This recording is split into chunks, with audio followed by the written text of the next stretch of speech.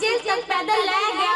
जब अंदर दाखिल हुए तो गोरे अफसर ने कहा कि मिलाओ को एक एक लोहे के तोपों के जिस्मों में डाल दो। ये ऐसी बात नहीं कि मौलाना जाफर थानी से तारीख काले पानी में लिखते हैं कि हमारे हाथों से लहू बहता था, हमारे पाँव से लहू बहता था उन जख्मों की वजह से, लेकिन अंग्रेज को तरस नहीं आया। वो कहते हैं कि उसके बाद हमें मालगाड़ी के डिब्बे में रख दिया गया। 3 महीने के बाद वो मालगाड़ी का डिब्बा मुल्तान पहुंचा और मुल्तान डट के ठहर के बाद जेल में हाथों में हथकड़ियां पहनाकर हमें डाला गया और हमें काले वर्म दे देंगे कि सुबह को तुम्हें फांसी होगी। जब फांसी की सजा सुनी हम हंसने लगे। अंग्रेज ने बवाले कहा जा रहा है भाई? दोपहर के फैंसा बुक की खड़ी बेटा बाहर लौंडा जी सवेरे वो खेलने निकल जा, पता नहीं कौन सी नंबर। अरे बैठ के हुक्का पी ले। अरे चल ठीक है, हालात नहीं किया हुक्का पी ले। इसके बाद जो घर में मिला काम में तो ये रखी गाड़ी इससे डील कर दूंगा और पहले करने का बुला चलाइए ये बुला रहा। पहले अल्लाह का नाम लेकर उछड़ गई सारी, हमारा तो नाश होगा। अरे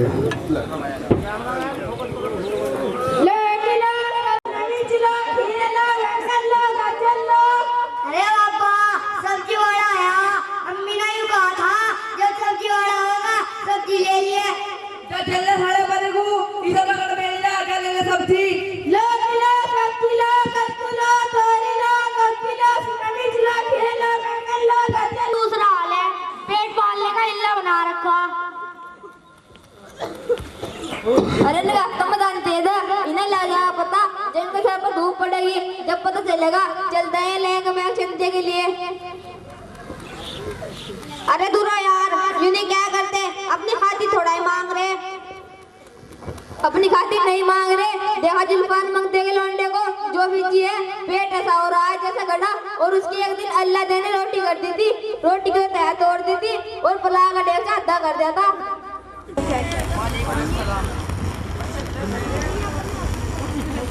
कहाँ से ला रहे मौलवी साहब तशरीफ?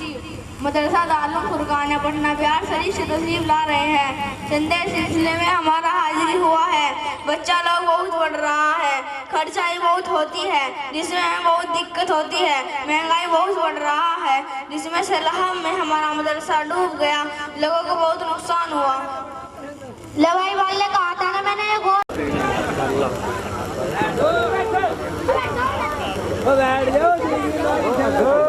बदलने कहा जा रहा है भाई? वो भाई घसीटा, मैं तो अपने खेत में जा रहा, मुझे तो अपने खेत में पानी देना। और घसीटते ये जो बैठे हैं यहाँ से चंदे चंदे खातिर तो नहीं आए, ये जो मौलवी बैठा इसका तो पेट भी लपेटने मार रहा। वो भाई मैं तो चलूँ, कहीं मेरी रसीद ना पहन दे, मैं जानू इन मौलवियों को। पहले तो मीठी मीठी बातें बताएंगे, फिर यूँ कहोगे कि मुदरसे का भी ख्याल रख लेते। भाई मुझे तो इनसे डर लगा। अच्छा भाई घसीटे, अस्सलाम वालेकुम। चौधरी साहिबान आप ये कैसी कैसी बातें कर रहे हो? हमारा आपके पास चंदे के सिलसिले में आना अपनी जात से नहीं बल्कि अल्लाह तबारक दिनों की शाद व नुसरत के लिए, और आप मारे फिर रहे हैं ताकि आपकी नस्लों तक दीन पहुंचा सके। लो जी मौलवी साहब तुम हमारी 50 रुपए की रसीद बना दो। अल्हम्दुलिल्लाह।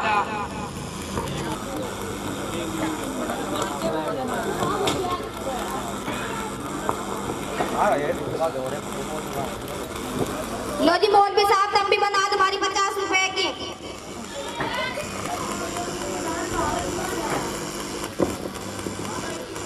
थोड़ा और बढ़ा दीजिए, महंगाई बहुत बढ़ रहा है। और देख में क्या हो रहा है इनका, इन्हें तो तगड़ा माल चाह रहा। तो अल्लाह ते जब घेर में बैल उसकी कटवा दे रसीद। इसी वजह से मैंने अपने बच्चों को स्कूल में पढ़ाया, एक इंजीनियर और एक लड़का अलीगढ़ और छोटी 3री क्लास में पढ़ रहा।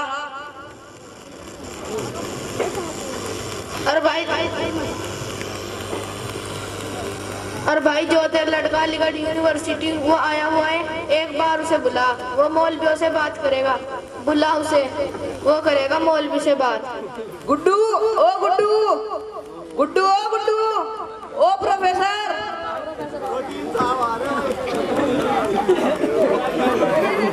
जी डैडी जी, जी डैडी जी।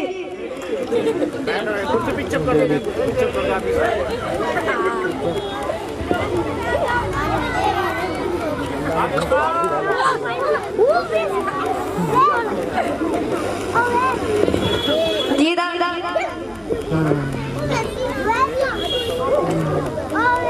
जी तारे बेटे। वो भैया मोल भी आए, इनसे बात कर ले, इन्होंने हमें तंग करके घेर दिए। सलाम वालेकुम। वालेकुम अस्सलाम। खैरियत सो बोला। जैसे अगर आप उलमा की तारीख का मुताला करते तो आप ऐसी बात ना कहते और ना ही आपके जहन में सवाल आता। प्रोफेसर साहब, मैं आपको बताना चाहता हूँ, उलमा का असल मैदान तो असल यही था। एक तरफ मस्जिद में अवामुन्नास का फरीजा अंजाम देते मेंबर और महराब की जिन्नत बनकर उम्मत मुस्लिमिया को एक आम सरिया कारबंद होने की ताकीद करते और वादा वहीद और कुरान और हदीस की रोशनी में गामजन की तरफ रहनुमाई फरमाते। जी प्रोफेसर साहब, सूरज की तरह उलमा के कारनामे दीनी मैदान के अलावा और भी मैदान में नजर आएंगे। यही वो उलमा है जिन्होंने अपनी जान का नजराना पेश करके आजादी दिलाई। हिंदुस्तान हिंदुस्तान मेरा वतन है प्यारा प्यारा हम सबका है हिंदुस्तान। अरमानों के फूल खिलेंगे हर शहर मुस्काएगा। हिंदुस्तान हमारा रश्के जन्नत फिर कहलाएगा। अरमानों के फूल खिलेंगे हर शहर मुस्काएगा। हिंदुस्तान हमारा रश्के जन्नत फिर कहलाएगा। सुरमा चंदन मिट्टी इसकी आबा का ये कहना था। आजादी हासिल करने जंजीर का गहना पहना था।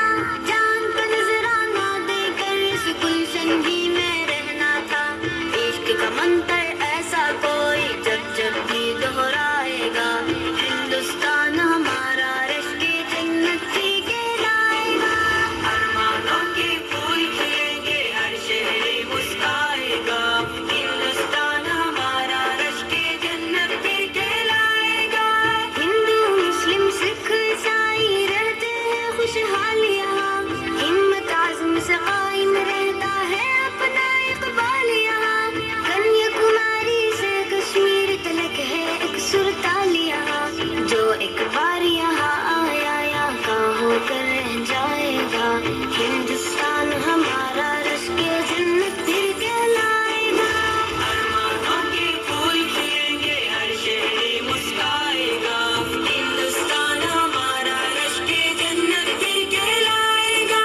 हिंदुस्तान हिंदुस्तान हिंदुस्तान हिंदुस्तान हिंदुस्तान हिंदुस्तान हिंदुस्तान। हर एक जलवा नशा और नगमा ये मस्ताना है। नूरो नुसरत की तारीखों से भरे अफसाना है। इस धरती का जो दीवाना है बस वो फरजाना है। महरो माह को हुस्न से अपने सदियों ये बरमाएगा। हिंदुस्तान हमारा रश्के जन्नत ही कहलाएगा। अरमानों के फूल खिलेंगे हर शहर मुस्काएगा। हिंदुस्तान हमारा रश्के जन्नत फिर कहलाएगा। अज़मत गंगा शौकत हम्पी और सहराए थार की आन।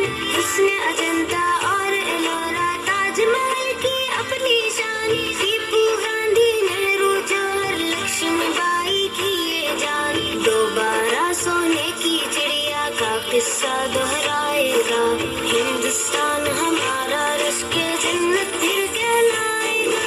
अरमानों के फूल खिलेंगे हर शहर मुस्काएगा। हिंदुस्तान हमारा रश्के जन्नत फिर कहलाएगा। आजादी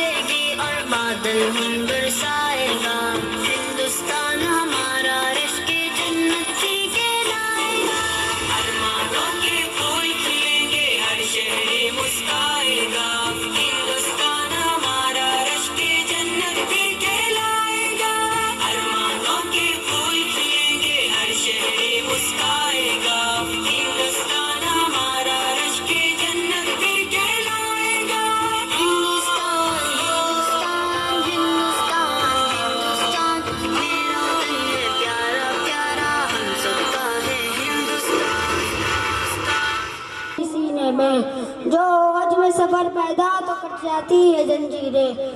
इन्नमा यख्शल्लाह मिन इबादिहिल उलमा। किस्मत की खूबी देखे, टूटी कहा कमज, दो चार हाथ जबकि लगे बाम रह गया। उन्हीं के शाकिर रशीद हजरत और शाखुल हिंदी के सबसे चाहते और हर दिल अजीज शाकिर शाखुल इस्लाम हजरत मौलाना हुसैन अहमद मदनी है, जिन्होंने खिलाफत का नफरस कराची में ऐसे वक्त शिरकत की कि उन्हें गोली मार दिए जाने का हुक्म मिल चुका था। लोगों का ख्याल था कि हुसैन अहमद नहीं आएगा, मगर उस वक्त लोगों की आंखें हैरत से फटी की फटी रह गई जब वह मर्द मुजाहिद कफन बिरदोश होकर स्टेज पर आया। हिंदुस्तान हिंदुस्तान हिंदुस्तान हिंदुस्तान से कहते हैं तुम्हें हमारा वतन, दिल की धड़कन है सारे जिंदानों में, भूखे फिरते रहे हम बयाबानों में, मुद्दतों हम रहे कैद जिंदानों में, तेरे दुश्मन से लड़ते रहे है वतन, जब तलक जान बाकी रही जानों में, हमने मुश्किल में जीवन गुजारा वतन, हमने मुश्किल में जीवन गुजारा वतन। हमसे कहते हैं तुम्हें हमारा वतन, दिल की धड़कन है सारे का सारा वतन। हमसे कहते हैं तुम्हें हमारा वतन, दिल की धड़कन है सारे का सारा वतन।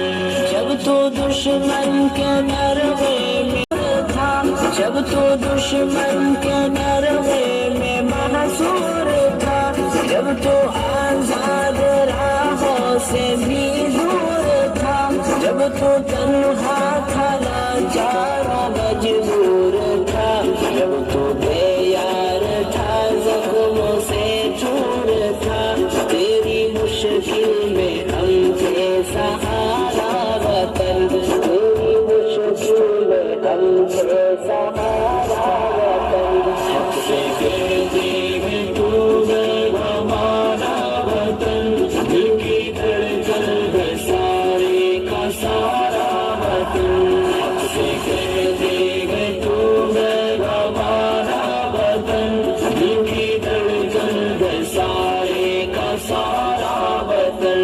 मंजरे खुशनुमा चाहते मन है तो, हम है बुलबुल हमारा नशे मन है तो, मंजरे खुशनुमा चाहते मन है तो, हम है बुलबुल हमारा नशे मन है तो, बोलो हम है तेरे और गुलशन है तो, हम है दिल तेरा और दिल की धड़कन है तो, दिल की धड़कन है सारे का सारा वतन, दिल की धड़कन है सारे का सारा वतन।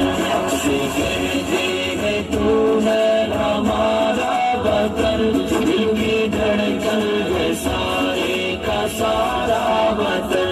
हक से रहते थे हक से रहेंगे यही, अपना हक छोड़ जाकर क्यों जाए कहीं, हक से रहते थे हक से रहेंगे यही, अपना हक छोड़ जाकर क्यों जाए कहीं, हक हमारा तेरे जर्रे जर्रे पे है, हम जिए हैं जहाँ हम मरेंगे वही, अपना हिंदुस्तान प्यारा प्यारा वतन, अपना हिंदुस्तान प्यारा प्यारा वतन। हमसे कहते हैं तुम्हें हमारा वतन, दिल की धड़कन है सारे का सारा वतन। हमसे कहते हैं तुम्हें हमारा वतन, दिल की धड़कन है सारे का सारा वतन, दिल की धड़कन है सारे का सारा। तो अभी इस बारे में जानने की और जानकारी है कि गणतंत्र दिवस मनाया क्यों जाता है और इसका क्या उद्देश्य है और किस खुशी में हम इसे राष्ट्रीय पर्व के रूप में, राष्ट्रीय त्योहार के रूप में मनाते हैं। 26 जनवरी आज ही के दिन हमारे जो देश है इसको स्वाधीनता के रूप में एक घोषित किया गया था। हमारा देश काफी साल पहले अंग्रेजों की गुलाम में रहा था। अंग्रेजों ने हमें गुलाम बनाकर रखा बहुत सालों तक, जिसके लिए बहुत सारे हमारे जो शहीद हुए, बहुत सारे हमारे पूर्वज, हमारे बड़े, उन्होंने अपने प्राण लड़ाइयाँ लड़ी इस देश को आजाद कराने के लिए। और उस लड़ाई को लड़ते लड़ते उन्होंने अपने प्राण त्याग किए और देश के नाम पर शहीद हो गए। तो उस लड़ाई को लड़ते लड़ते 26 जनवरी 1930 को भारतीय राष्ट्रीय कांग्रेस उस समय हुआ करती थी, जो स्वाधीनता की लड़ाई थी उसका एक तरह से नेतृत्व करती थी। भारतीय राष्ट्रीय कांग्रेस के द्वारा 26 जनवरी 1930 को भारत को एक स्वतंत्र गणराज्य के रूप में घोषित किया था और अंग्रेजों से मुक्ति दिलाने का एक नारा दिया। तभी से जो है 26 जनवरी को एक गणतंत्र के रूप में मनाया जाता है। उसके बाद 26 जनवरी 1950 को हमारे देश का संविधान उसको लागू किया गया था, उसको अंगीकृत किया गया था। और संविधान हमारा वो एक ग्रंथ है, देश का राष्ट्रीय ग्रंथ है, जिसके माध्यम से हर व्यक्ति को अपनी स्वतंत्रता के और अपने अधिकारों से लड़ने का, अपने अधिकारों को जानने का और अपने अधिकारों के अनुसार देश में काम करने का हक मिलता है। ये संविधान एक समिति बनी थी जिसके अध्यक्ष बाबा साहब डॉक्टर भीमराव अम्बेडकर थे, उनके द्वारा तैयार किया गया था। और दुनिया का सबसे बड़ा लिखित संविधान हमारा अपना देश का संविधान है।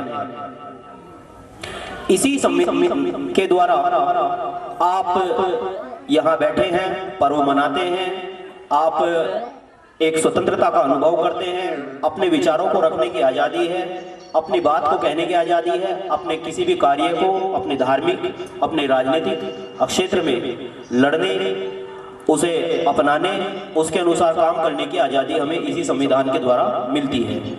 तो उसी के उपलक्ष्य में आज 26 जनवरी का त्योहार मनाया जाता है। विशेष रूप से इस पर्व को मनाने का उद्देश्य अपने देश के प्रति, अपने राष्ट्र के प्रति समर्पित होते हुए उसके भविष्य के, अपने भविष्य के और आने वाली पीढ़ियों के भविष्य के लिए अपने अच्छे काम करते हुए आगे बढ़े। इसी शुभकामनाओं के साथ आपको 26 जनवरी गणतंत्र दिवस की हार्दिक शुभकामनाएं। बहुत बहुत धन्यवाद। मेरे साथ सभी बोलेंगे जय हिंद। क्यों मनाया जाता है उसके बारे में हमें सभी को मालूम है कि 15 अगस्त को हमारा मुल्क हिंदुस्तान, जो कि जिसके 200 साल हम गुलाम थे अंग्रेजों के, उनसे हमने आज़ादी मिली थी। तो 15 अगस्त को इस वजह से हम 15 अगस्त मनाते हैं। और 26 जनवरी को हमारे कानून, हिंदुस्तान के कानून नाफिज हुए थे, जो कि डॉक्टर भीमराव अम्बेडकर की कुर्बानियाँ थी, जिन्होंने बड़ी कुर्बानियों के साथ आज़ादाना जिंदगी गुजार रहे हैं। आज हम किसी के गुलाम नहीं है, आज हमारा खुद का मुल्क है और खुद का हमारा सिक्का चलता है, किसी की हुक्मरानी नहीं चलती। तो माशाल्लाह मैं बड़ा शुक्रगुजार हूँ, बहुत अच्छी बातें बतलाई। अब अपने प्रोग्राम को आगे बढ़ाने के लिए मैं दावत देता हूँ, मेरे वतन वो आए और अपना प्रोग्राम पेश फरमाए। ए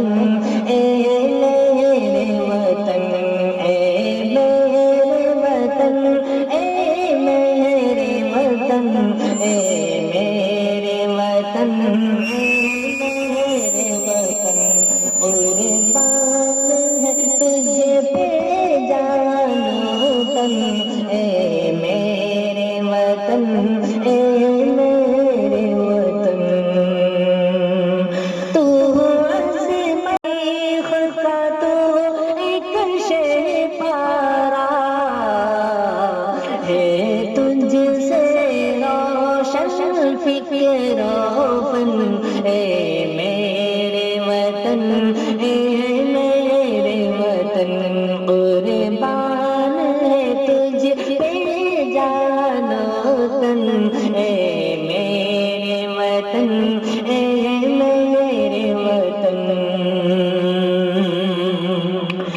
जो तुझ में को है हिमाला है क्या रुतबा तेरा आला है क्या रुतबा तेरा आला है कितना हसी ये गंगो जमन ए मेरे वतन ए मेरे वतन कुर्बान है तुझे पे जाए मेरे वतन ए मेरे वतन ए मेरे वतन ए मेरे वतन दुश्मन का बाजू तोड़ दिया रे तूफान का रुख मोड़ दिया रे तूफान का रुख मोड़ दिया बेमिसल है कितना तेरा जतन ए मेरे वतन ए मेरे वतन कुर्बान है तुझे पे जानो तन ए मेरे वतन ए मेरे वतन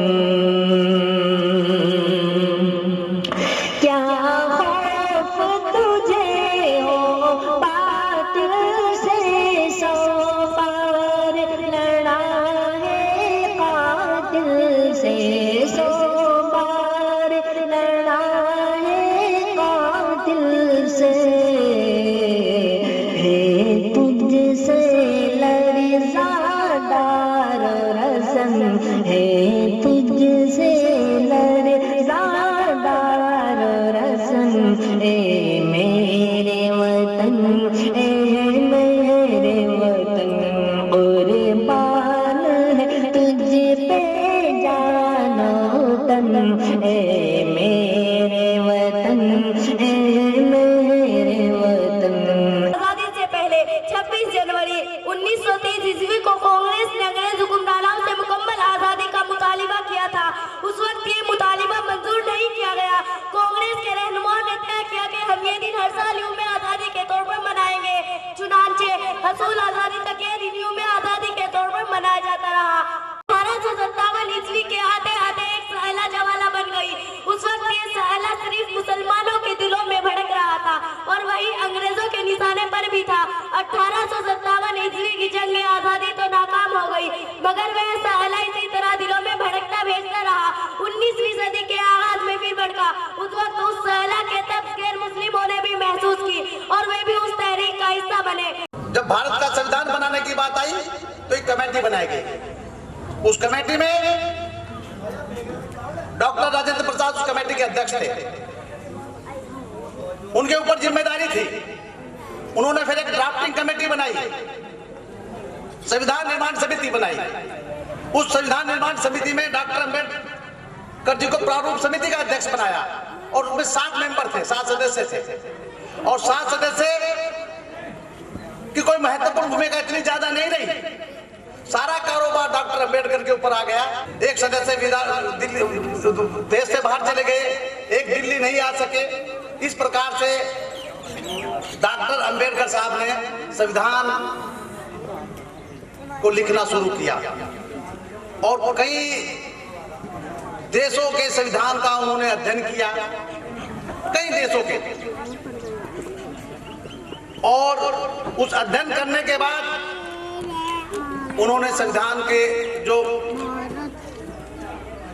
भारत के हित में जो महत्वपूर्ण बातें हो सकती थी, लाभकारी हो सकती थी, वो अलग अलग देशों के संविधान से, अमेरिका का संविधान, आयरलैंड का संविधान, इंग्लैंड का संविधान, उन और देशों के संविधानों से कुछ खास बातें भारतीय संविधान में रखी। और भारतीय संविधान बनाने में 2 वर्ष 11 माह 18 दिन का समय लगा। डॉक्टर अंबेडकर दुनिया के सबसे बड़े विद्वान थे। उन्होंने 34 भाषाओं में डिग्री प्राप्त की थी। 34 विषयों में डिग्री प्राप्त की थी। 9 भाषाओं के ज्ञाता थे। और इस संविधान के अंदर, भारतीय संविधान के अंदर सबको समान अधिकार दिया। किसी भी जाति का हो, किसी भी धर्म का हो, किसी धर्म की संख्या ज्यादा हो, किसी धर्म की संख्या कम हो, किसी जाति की संख्या ज्यादा हो, किसी जाति की संख्या कम हो, सबको समानता का अधिकार दिया। हमारे मौलिक अधिकार दिए। हमारे क्या क्या कर्तव्य होने चाहिए वो हमको बताए गए, दिए गए। और संविधान 26 जनवरी 1950 को ये लागू हुआ।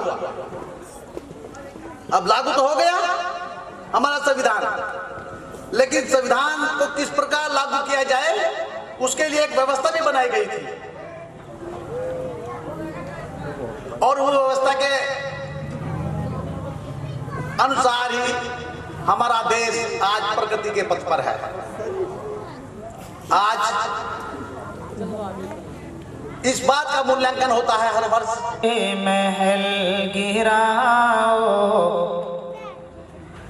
ये नफरतों के महल गिराओ, पयाम इंसानियत सुनाओ। ये नफरतों के महल गिराओ, पयाम इंसानियत सो रहे हैं उन्हें जगाओ, जो सो रहे हैं उन्हें जगाओ, पयाम इंसानियत सुनाओ, पयाम इंसानियत सुनाओ। के समाज ऐसा बनाओ जिसमें मिले न किरदार नफरतों के, समाज ऐसा बनाओ जिसमें मिले न किरदार नफरतों के, जो जुल्मतों को बढ़ा रहे हैं, मिटे वो आसार नफरतों के, मुहब्बतों के दिए जलाओ, मुहब्बतों के दिए जलाओ, पयाम इंसानियत सुनाओ, पयाम इंसानियत सुनाओ। जो सो रहे हैं उन्हें जगाओ, पयाम इंसानियत सुनाओ। और यहाँ जो पहले नहीं हुए थे वो आज से आज हो रहे हैं। यहाँ जो पहले नहीं हुए थे वो आज से आज हो रहे हैं। ये ना खुदा कैसे ना खुदा कश्तियों को डबो रहे हैं।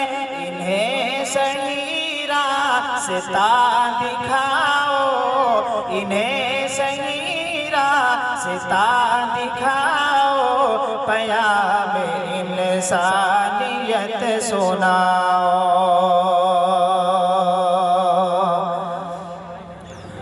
और ये हिंदू मुस्लिम सिख ईसाई के खून सबका है एक जैसा। ये हिंदू मुस्लिम सिख ईसाई के खून रहूं भी यकसा वतन भी यकजा तो दहशतों का ये दौर कैसा। अमन में आओ अमन बढ़ाओ, अमन में आओ अमन बढ़ाओ, प्याम इंसानियत सुनाओ, ये गफलतों के महल गिराओ, प्याम। चलिए हाजिर ले लेते हैं। मोहम्मद जुबैर माशाअल्लाह, अल्लाह तबारक व तआला आपके इल्म में बरकत अता फरमाए। तमाम तलबा तशरीफ ले आए हैं। हम रोजाना इल्म में फ़िक़्ह पढ़ते रहते हैं, जो कि हमारे लिए बहुत ज़रूरी है। आज मैं चाहूँ कि आपसे तारीख़ के मुतालिक कुछ गुफ्तगू करें। बच्चों ये बताओ, अगर मैं तुम्हारे से तारीख़ के मुतालिक कुछ मालूम करूँ तो क्या जवाब दोगे?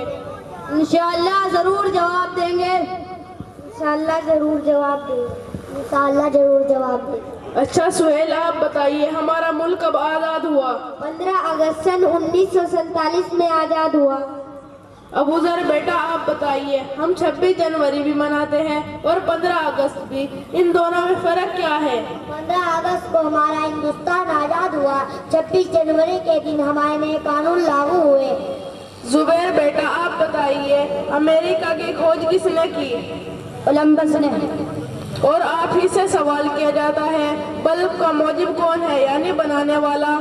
एडिसन। अल्लाह तबारक व तआला आपके इल्म में बरकत अता फरमाए। उस्ताद बत्तू कहाँ गया? मैं तेरे से तो पूछ रहा। बाबाजी बच्चों तो मस्जिद में चला गया, मुझे भी कहा था तू भी चला मस्जिद में, मैंने कहा था मैं जाता हूँ मस्जिद में, अब मारेगा जब उठा सर। अरे अब मार तो कुछ भी नहीं, लेकिन एक बात जी बच्चों को अब बुला रहा। बेटा तुझे सलाम करना नहीं आता? सलाम तो मेरे चाचा का नाम हो तो रोए ना हमारे घेर में अभी बरदोक का अभी आला तुम कह रहे सलाम आता नहीं, क्यों नहीं आता? उसका तो काम हो रहा हमारे घेर माने का। अब्बा की तो उसने सारी की सारी लमचे और तोड़ दी, एक भी छोड़ दी। तुम कह रहे सलाम आता नहीं, सलाम ने तुम्हारा बेटा मार दिया। चलिए आप जाइए, अपने दादाजी को भेज दीजिए। यो भी जी मानने वाला वो अब्बा जी अभी जी कह रहा अपने अब्बा बुला कर लिया, अभी जी कह रहा अपने अब्बा बुला कर लिया। सुनगा क्या? सुनगा। चल हम चले, देखा क्यों नहीं भेज रहा मालूम लगू।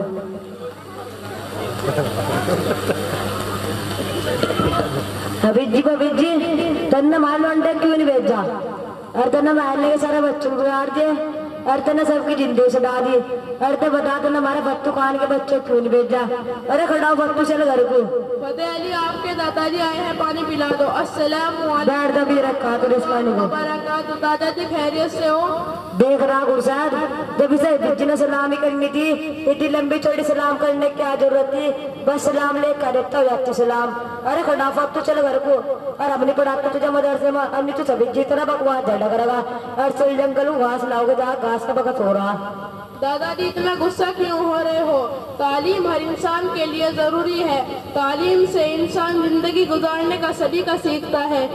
तालीम से इंसान छोटों बड़ों का अदब एहतराम सीखता है। तालीम से इंसान वालिदैन के साथ कैसे उसने सलूक करना है, तालीम से ही सीखता है। बड़ों के साथ कैसे पेश आना है, तालीम से ही सीखता है। छोटों के साथ कैसे पेश आना है, ये हम सब तालीम से ही सीखते हैं। अरे मरियाना तेरी झगड़ी बात तो माँ। और हमारे फत्तू खान के बच्चे का कागज में तो नाम काट, और इसको भी छुट्टी दे रहे। खड़ा फत्तू चलो घर को। दादाजी बैठिए, 1 मिनट तशरीफ रखिए। हाँ बता क्या खबर? बैठे गुस्सा देख के क्या खबर? मैं यूँ कहूँ, आप ये कह रहे मौलवी साहब तो ऐसे ही होते हैं, उनको कमाने खाने की फिक्र नहीं होती। ऐसी बात नहीं है दादाजी, मौलवी साहब किसी की जिंदगी खराब नहीं करते। मौलवी साहब तो आपके बच्चों को तालीम देते हैं, छोटों बड़ों का अदब एहतराम सिखाते हैं। रहा कमाने खाने का मकसद, उसका ताल्लुक इंसान की किस्मत से है, ना कि अकल से। अगर अकल से होता तो बेवकूफ़ लोग भूखे मर जाते। रोजी का रज़्ज़ाक़ तो अल्लाह तबारक व तआला है, जिसके मुकद्दर में में जितना है उतना मिलेगा। रही बात इमाम साहब की मेहनत की, तो आप अपने बच्चे का खुद ही कुरान सुनकर देख लो और कुछ और भी मालूम कर लो, तो आपको पता चल जाएगा इमाम साहब कितनी मेहनत करते हैं। हमारे फत्तू खान के बच्चे में कुछ आवाज आवा। फतेह अली अपने दादाजी को कुरान सुनाइए। अऊज़ु बिल्लाहि मिनश शैतानिर रजीम, बिस्मिल्लाहिर रहमानिर रहीम। अर्रहमान अल्लमल कुरआन, खलक़ल इंसान, अल्लमहुल बयान, अश-शम्सु वल क़मरु बिहुस्बान, वन-नज्मु वश-शजरु। जाते पैसा जमा करते हैं, अपने खाते में लगा रहे हैं, उससे कब्र में निकल जाओगे। लेकिन हमें पैसों से प्यार है। हमारा बच्चा गली में खड़ा, चौराहों पे खड़ा, कहीं भी खड़ा, वो इश्कबाजी कर रहा, वो रातों फोनों पे बात, खुद पढ़ना छोड़ दिया, हमने खुद खर्च करना छोड़ दिया और दोष हम दूसरों को देते हैं। हमारी खुद की गलतियां है और गलती हम दूसरों की निकालते हैं। पहले अपने गिरवान में झाके, दूसरों पे उंगली बाद में उठाना। ये मैं सबको पैगाम देना चाहता हूँ। भी है एक खूंखार परिंदा, एक शेर जो इंसान पर हमला करके उसके खा सकता है, लेकिन अल्लाह ने इंसान को वो अकल दी है, वो अकल सलीम दी है कि इंसान अपनी अकल से उसको अपने काबू में कर लेता है। एक जरा सा बच्चा इतने बड़े ऊंट को एक नकील पकड़कर लेकर चला जाता है। अल्लाह ने हमें जहन दिया है, तो आप बताइए 70-80 साल में अपने बच्चों के लिए आपने क्या किया? कुछ नहीं किया। अगर आप इन बच्चों के लिए कुछ करना चाहते हैं, ये नस्ल आप अगर इनको आगे बढ़ना देखना चाहते हैं, मिले हैं ये कुर्बानियों के बाद मिले हैं। ये हमारे एडवोकेट भाई जो बैठे हुए हैं, जो इन्होंने मेहनतें की है, आज इन्हें इतना बड़ा रुतबा, इतना बड़ा मर्तबा जो मिला है, ये तालीम से मिला है। अपने अंदर तालीम पैदा करो, वरना पैसा जोड़ के कोठी बना दी, बाद में पता लगा बाप मर गया, कभी कब्रिस्तान में नहीं जानते क्या करेगा उस पैसे का।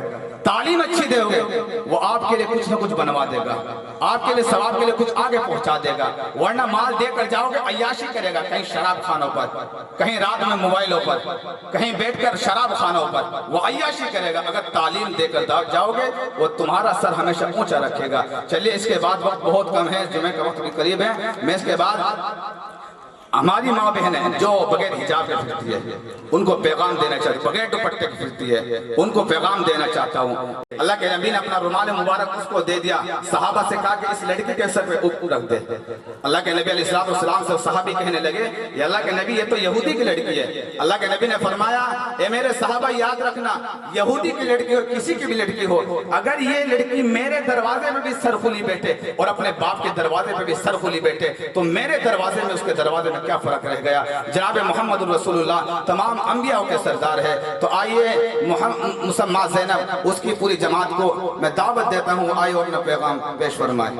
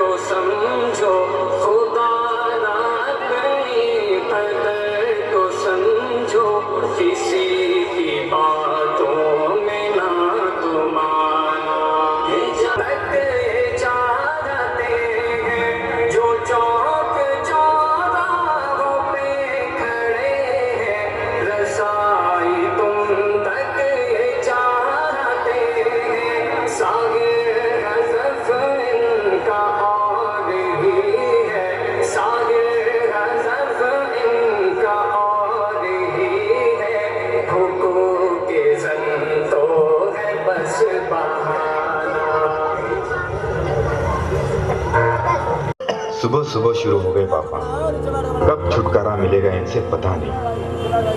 बेटा मेरे को चश्मा कहीं नहीं मिला, कहाँ गया दिख नहीं रहा है, चश्मा कहाँ गया होगा।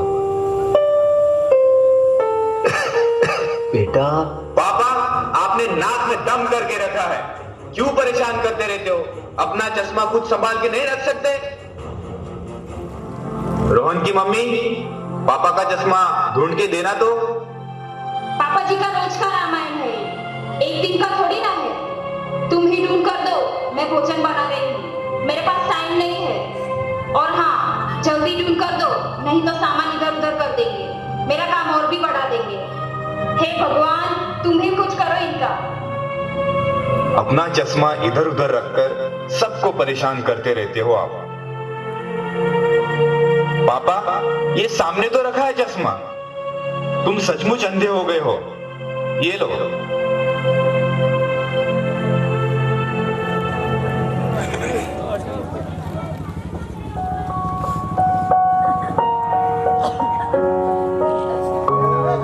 पापा पापा ये गणित मुझे नहीं आ रहा है, आप कर दो ना पापा। बेटा आएगा तो ही सीखेगा, है ना? चल तू प्रयास कर, चल संभल कर। तुझे लगी तो नहीं ना बेटा? नहीं पापा मुझे नहीं लगी, मैं ठीक हूँ।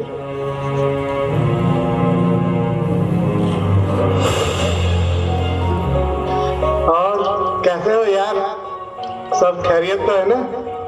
हाँ यार कट रही है जिंदगी जैसे तैसे। जैसे तैसे मतलब? पापा आप खांसना बंद करोगे प्लीज? क्या बताऊं यार, ऑफिस में बॉस का टेंशन और घर में ये पापा ने परेशान करके रखा है। दिन भर बस खांसते रहते हैं।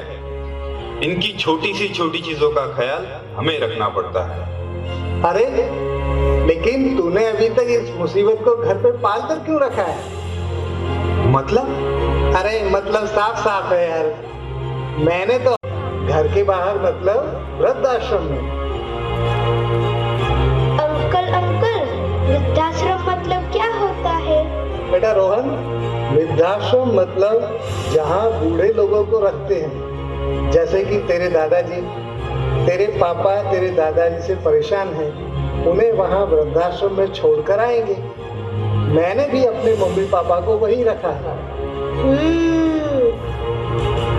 सही बात बताई यार तूने, ये बात मेरे दिमाग में क्यों नहीं आई यार पहले। मैं भी अब ऐसा ही करता हूँ, पिताजी को वृद्धाश्रम छोड़ के आता हूँ, परेशान करके रखा ही इन्होंने।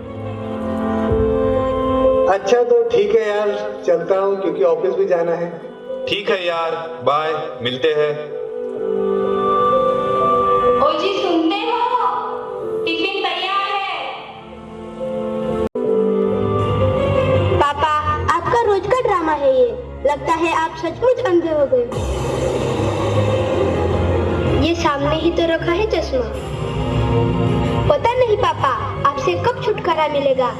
आप जल्दी जल्दी बूढ़े हो जाओ, मैं भी आपको वृद्धाश्रम में छोड़ के आऊँ। सीखते हो?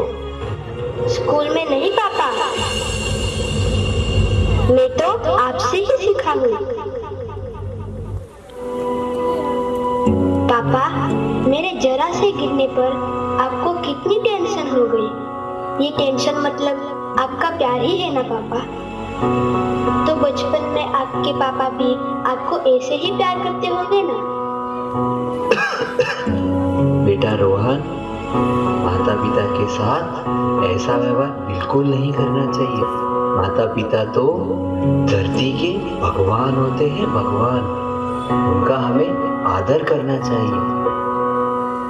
दादाजी, आप भी तो मेरे पापा के पापा हो, फिर भी वो आपका आदर क्यों नहीं करते?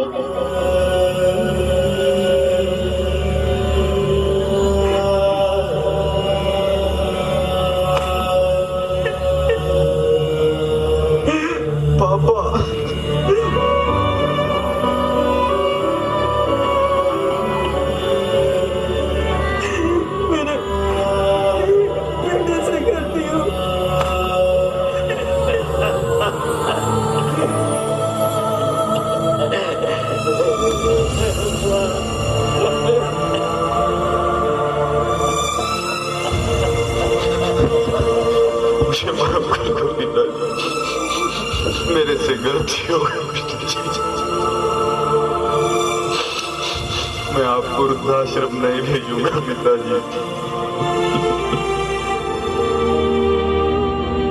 आपके बच्चे जो देखते यहाँ मैंने अपने बापू को डाला था, थोड़ा आगे डालना ताकि मैं अपने आपू से आगे जाऊँ।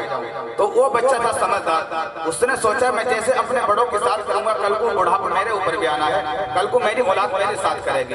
ये तो बर्ताव है, जैसा हम अपने बड़ों के साथ करेंगे कल को हमारे साथ होना। ऐसा नहीं कि हमेशा जवानी रहेगी, मेकअप लगा लेना कुछ नहीं है। जब जवानी ढल जाएगी, जिसपे तो मिले खाक में अहले शाह कैसे कैसे, जमीन खा गई नौजवान कैसे कैसे, और 4 दिन की जिंदगी है जिसपे तुझे नाज है, तू बचा ले चाहे जितना, 4 दिन का साज है। अपने बड़ों की कदर करो, वरना याद रखना आपके बच्चे आपसे सीख रहे हैं। आप इनको कितना माल देकर जाओगे उससे फर्क नहीं पड़ने का, आप इनको कैसी तरबियत देकर जाओगे इससे फर्क पड़ेगा। तो चलिए इसके बाद मैं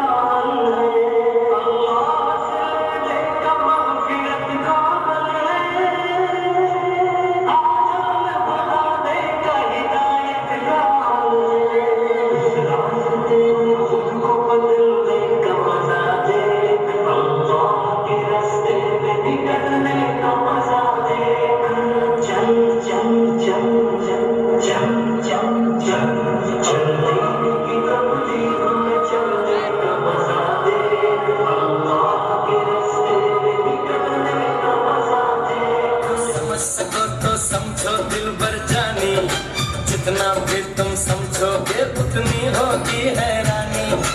अपने अपनी छतरी तुमको समझ सको तो समझो दिल भर जानी, उल्टी सीधी जैसी भी है अपनी यही कहानी, थोड़ी हम में होशियारी है थोड़ी है नादानी, थोड़ी हम में सच्चाई है थोड़ी बेईमानी।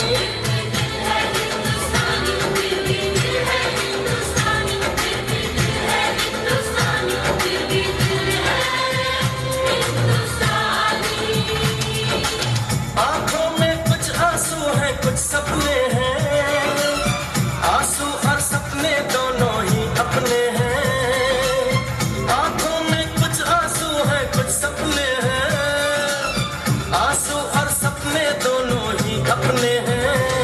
दिल दुखा है लेकिन टूटा तो नहीं है, उम्मीद का दामन छूटा तो नहीं है। हम लोगों को समझ सको तो समझो दिल भर जानी, थोड़ी मजबूरी है लेकिन थोड़ी है मनमानी, थोड़ी तू मैं है और थोड़ी खींचातानी, हम में काफी बातें हैं जो लगती है दीवानी, फिर भी दिल है हिंदुस्तानी, फिर भी दिल है हिंदुस्तानी, फिर भी दिल है हिंदुस्तानी, फिर भी दिल है हिंदुस्तानी।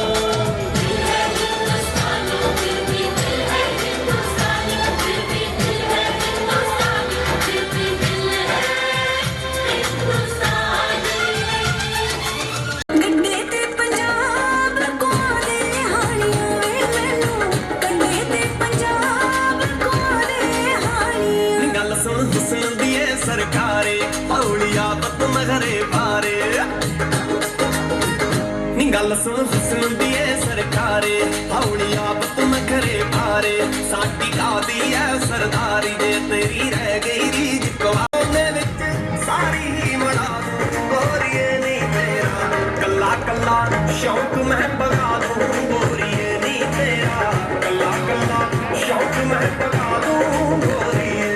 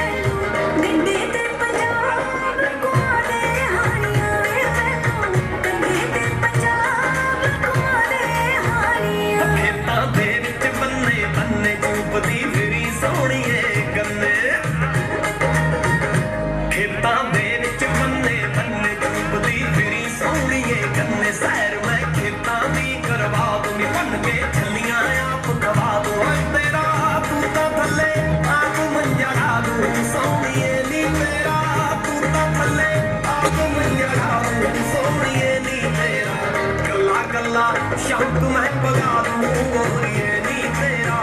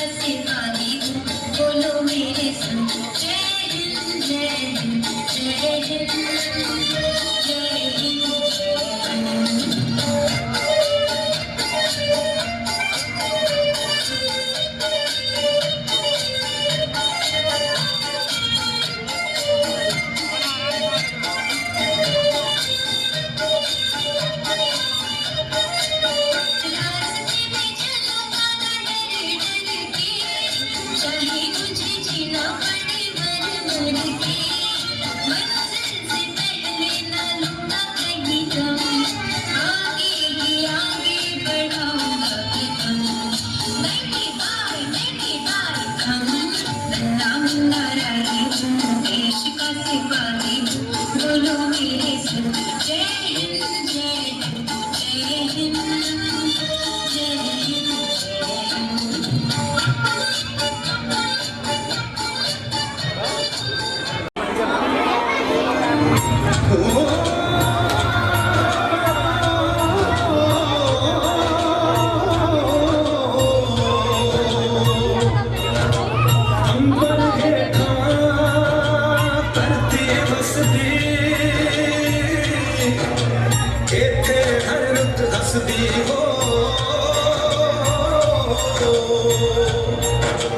कितना सोना देश है मेरा, देश है मेरा, देश है मेरा,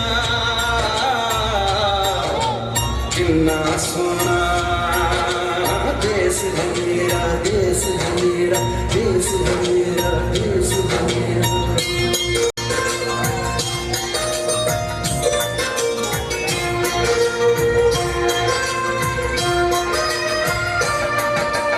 धरती सुनहरी अंबर नीला, धरती सुनहरी अंबर नीला, हर मौसम रंगीला, ऐसा देश है मेरा, ओ ऐसा देश है मेरा, ऐसा देश है मेरा, हाँ ऐसा देश है मेरा। बोले पपीहा कोयल गाए, बोले पपीहा कोयल गाए, सावन घिर के आए, ऐसा देश है मेरा, ओ ऐसा देश है मेरा, ऐसा देश है मेरा, हाँ ऐसा देश है।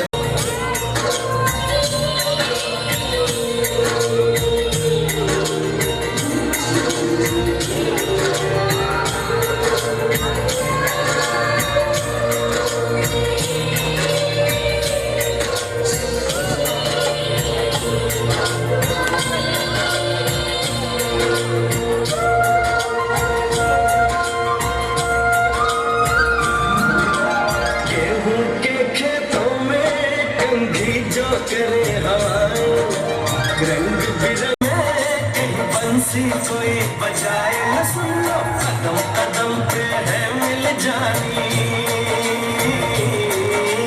कदम कदम पे है मिल जानी, कोई प्रेम कहानी, ऐसा देश है मेरा, ओ ऐसा देश है मेरा, ऐसा देश है मेरा, हाँ ऐसा देश है मेरा।